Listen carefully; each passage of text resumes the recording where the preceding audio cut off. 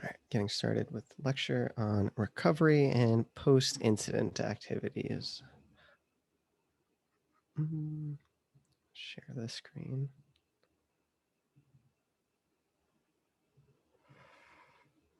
Cool. So this is after the fact. Once we've kind of gotten everything back into order, it's time to get the business moving again after the incident. And there's definitely a few steps we need to take, right? Our job's not over once we kick the hackers out and start getting things online. There's still a few steps we need to take. And quite frankly, the recover and the post-incident phase is the longest in terms of time that you'll be spending in incident management. So what are we going to talk about real quickly? We'll talk about different containment strategies. We'll talk about eradication and recovery. And then we'll talk about the reporting. So as we've mentioned before, there's definitely trade-offs in, well, all of our solutions, but let's talk about some of the trade-offs in different containment strategies we have here. So first, if we don't do anything, we definitely risk having damage to particular resources, right?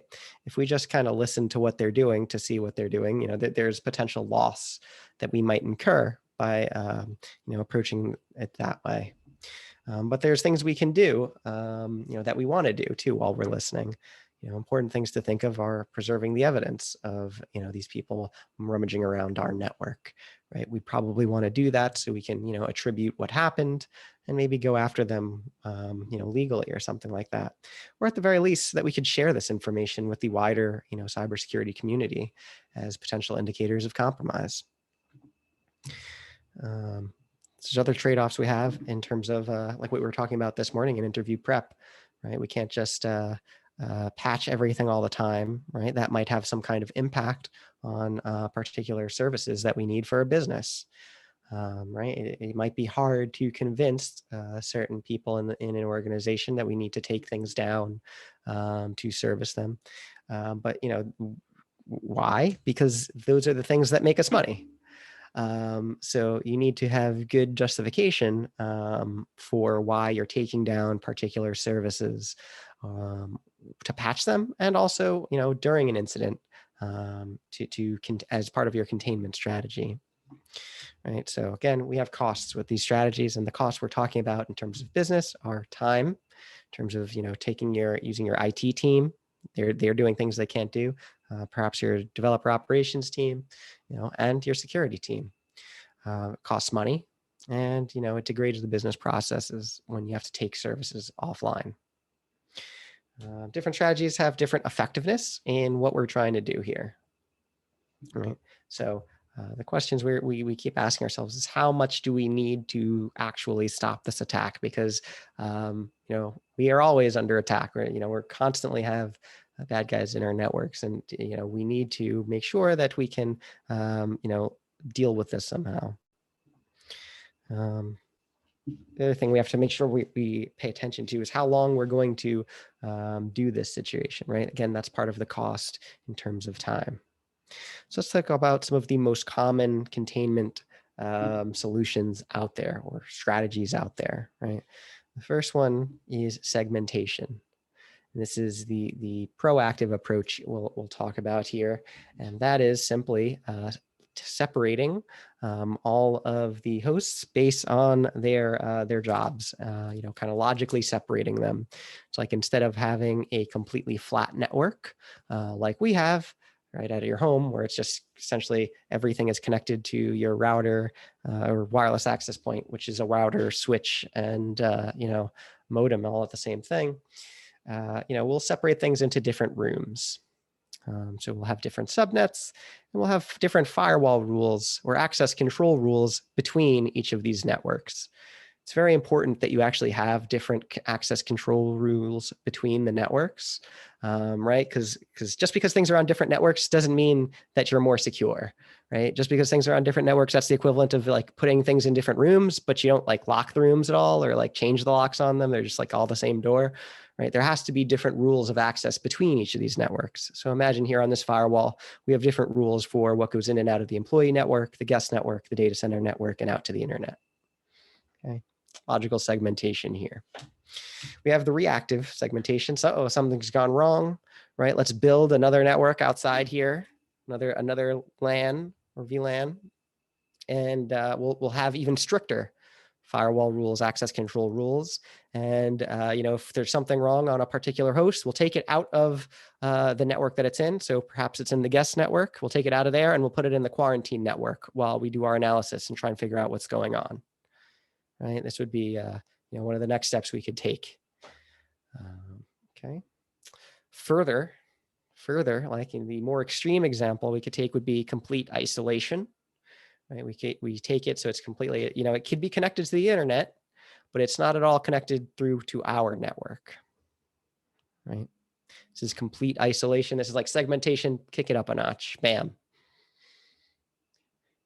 The next step we can completely take is pull the plugs, completely air gap it.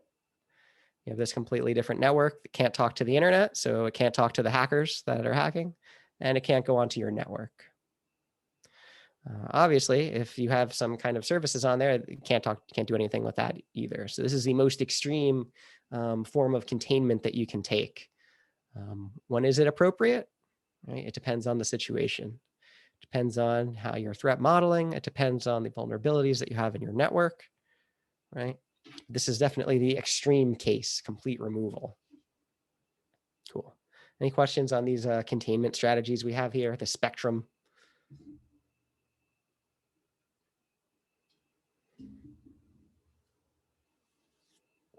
Cool. The biggest thing again. Oh, sure.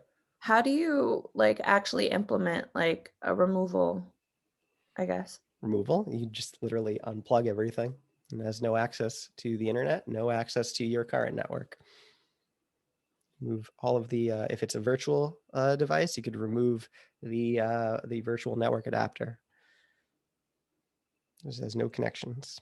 Now, this is not always going to be possible, right? This is not always, depending on your situation, removal of this sort is not going to be possible. You might have to do some kind of segmentation. Might make more sense where you just extremely strict firewall rules on what goes in and what goes out.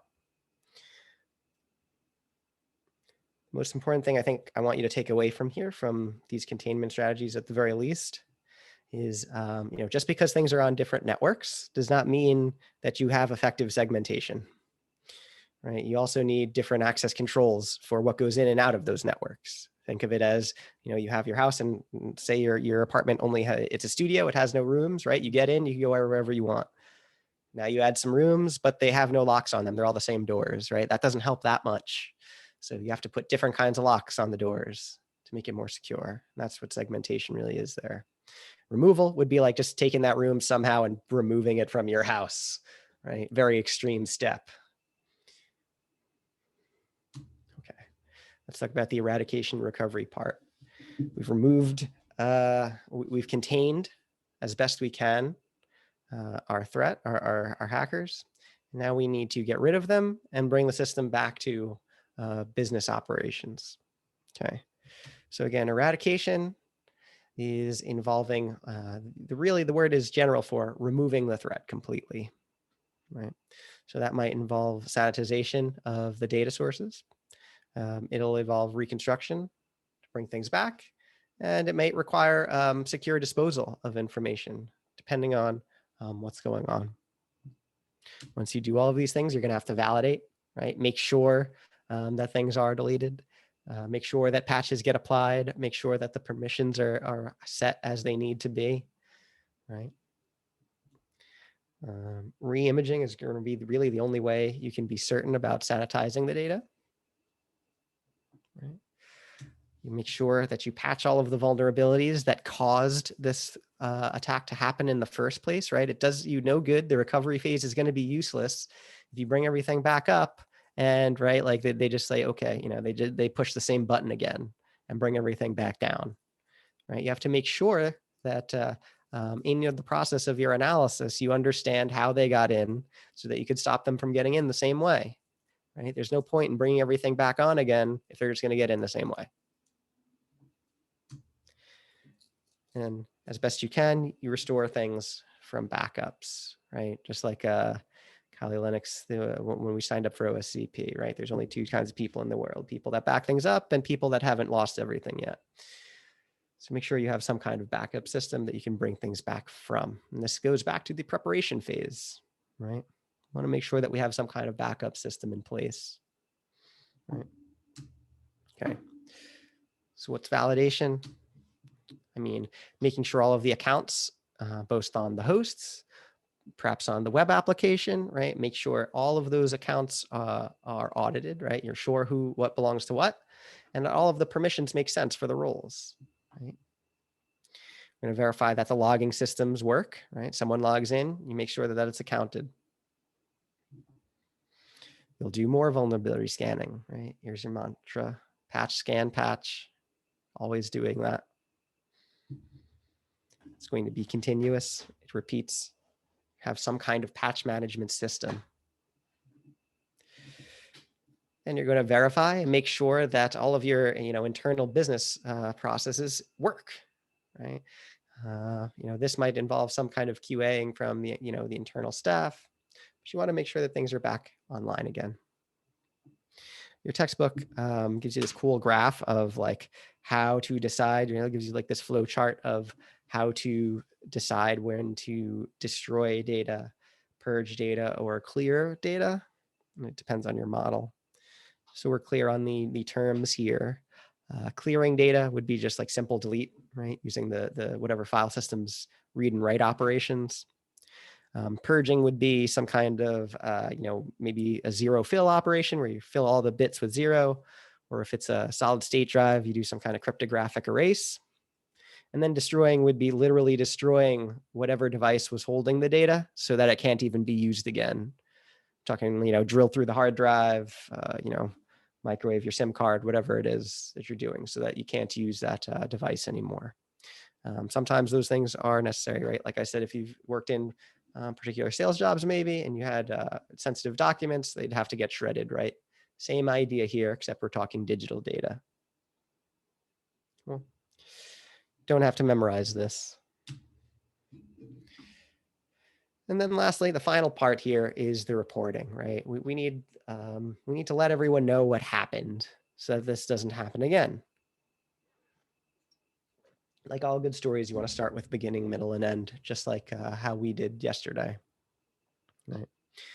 It's important that these reports highlight the root cause. How did the hackers get in? What was their initial way in?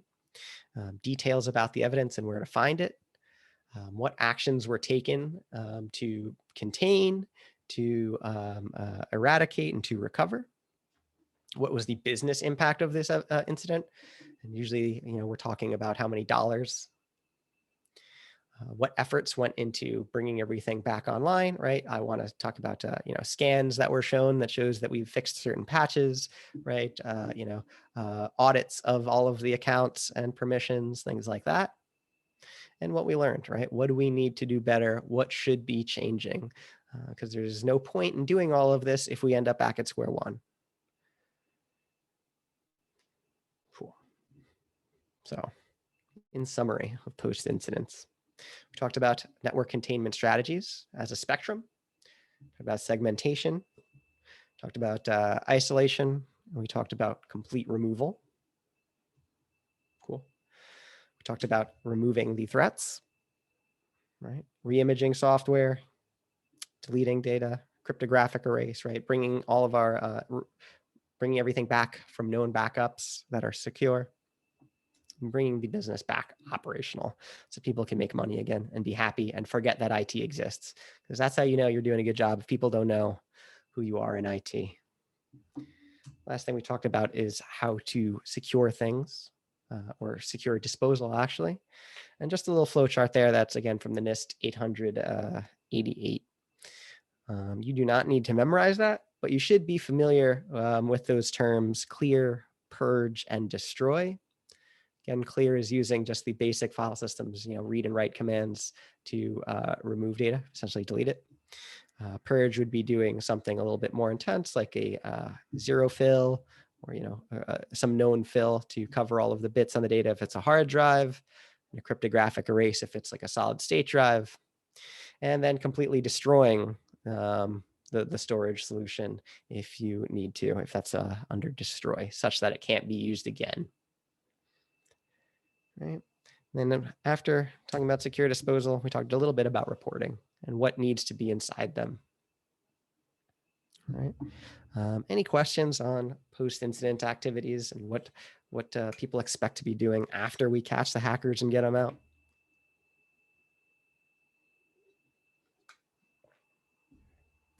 Matt, could you just explain the differences between reactive segmentation and isolation? They seem the same to me. Sure. So we talk segmentation and isolation as I hear the two things. And you said reactive. So reactive means just we're just doing it before the hack takes place, right? That means we're designing a network. Perhaps we don't already have it built, maybe, or we haven't already been attacked, and we're saying, hey, we should put this data that needs to be secure on a different subnet or on a different network, and we're going to put special firewall rules and be a little bit more careful about that network, right? That is the proactive, and that is the network segmentation. The isolation would be completely removing it from our network. Like they'd still be able to talk to each other, like from something outside of our network, but it would not be within our internal network. That'd be isolation. Then removal is just complete removal. It can't talk to the internet anymore. Right? So think of it as a spectrum from we're going to, put it in a room and lock it up over there, to we're going to remove it from the house, but we could still go visit it, to we're just like sending it off this planet and no one can talk to it, sort of thing.